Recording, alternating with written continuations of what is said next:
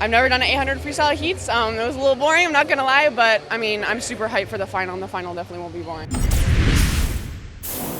We're going to tee up the showdown of the century. I know Devin Heroux is thrilled to chat about this one. The women's 800 freestyle is going to be happening tomorrow morning. The heats were today. Very comfortably through to the final, going to be beside each other.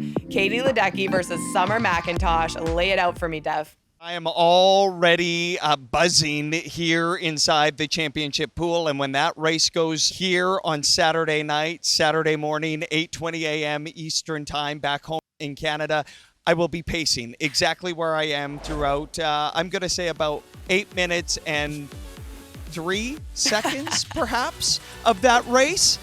Listen, they are both at their peak superpowers right now, and isn't that what you want? Katie Ledecky putting down a really good time in the heats. I think that was a bit of a signal that she is ready, and if you're going to take this thing away from her, you're going to have to earn it. And Summer McIntosh knows it. She wants it. She wants it really bad. She cruised to the third fastest time here in the qualifying. And so now we get ready. And it just feels like Summer has been getting faster, like you said, as this meet has gone along. It is, Britt, in my opinion, the ideal circumstances for the marquee event. We have been waiting, everybody here, the media, the fans, everybody in this pool has been waiting, and I know everybody back home has been waiting, but I just love the fact that, you know, all of the American drama and unfortunate circumstances around sickness, that Katie isn't sick. She's at peak form. Summer is in peak form. It is setting up to be the perfect situation. One of these women are going to get their hand on the wall first. And I just think it's going to be a classic, a real classic, and a race that we talk about for a really long time, Britt. I know, and you and I get very excited, Devin, when it comes to any Summer McIntosh race, but this one really does feel different. And for all the factors that you just mentioned, I love all the analysis.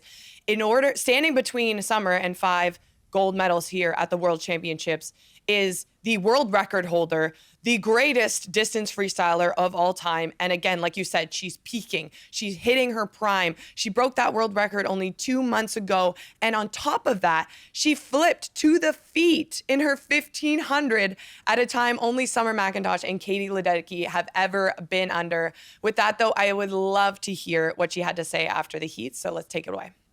Did you get everything out of this race that you wanted to? Yeah, I think so. I'll have to see where these girls are after this heat to see what lane position I am, but going in, I just wanted to win my heat and just make it as easy as possible.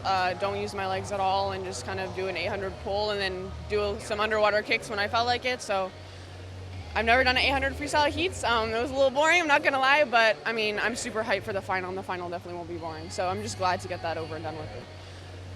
Obviously the frustration of last night not breaking the world record, but you did say it's the best you've ever felt in the final.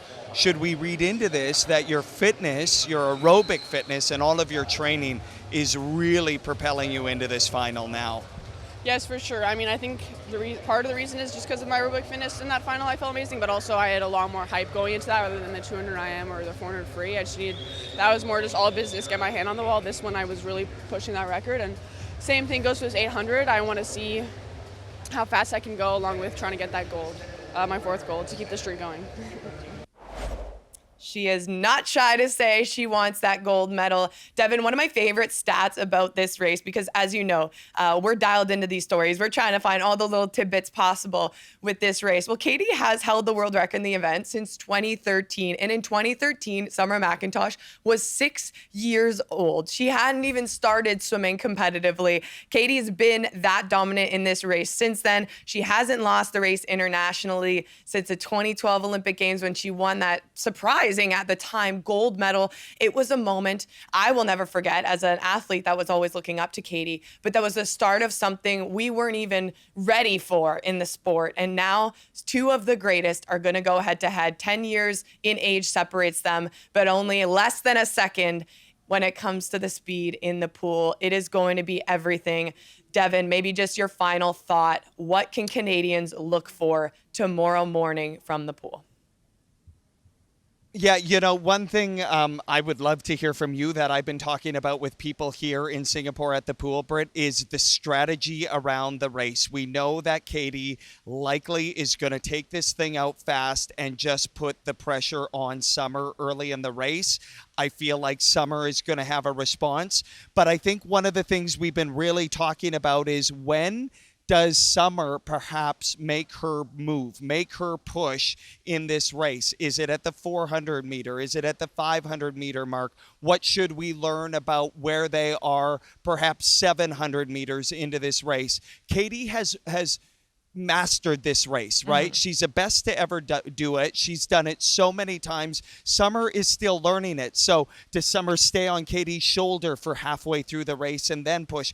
I think strategy obviously is going to be the difference in this race, but I'm just gonna love seeing what Summer McIntosh and her coach Fred Verneau decide when to make that push, how Katie responds, or if Katie pushes, how Summer responds. Katie closes like nobody else. So my sense is Summer has to have a lead, making that final turn, and then just go. Thoughts, Britt?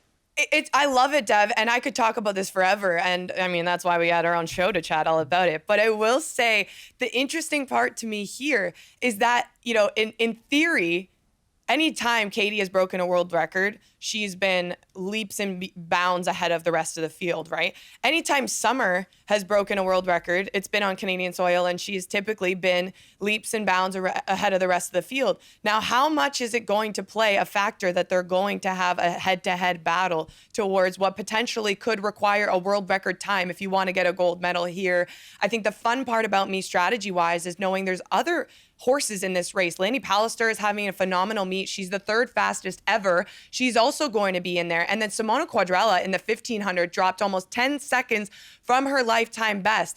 We'll know that Lanny's going to take it out really quick. So we think, okay, this race at the touch is going to be likely between McIntosh and Ledecky because they have about 5 seconds on the rest of the field comfortably. But I think really at the beginning, pushing the pace might actually be Pallister. So it's going to be such a mental battle for them to stay in their own lane because Summer's going to go in with a strategy, like you said, but there's so many layers to this mess. And that's what gets me so excited because I'm like, okay, Summer's going to have to stay. I will say Summer can't hang back. Summer's going to have to stay in this race, and she's going to push the pace with Ledecky. And Pallister likely is going to push Ledecky's pace. So this is unbelievable. I'll continue to rave about it for the next 24 hours. 8:20 tomorrow morning. I don't care where you are or what time zone you're in. I need you to be awake, Canada and the US. To be honest, anybody all around the world, I need you to be awake for this duel.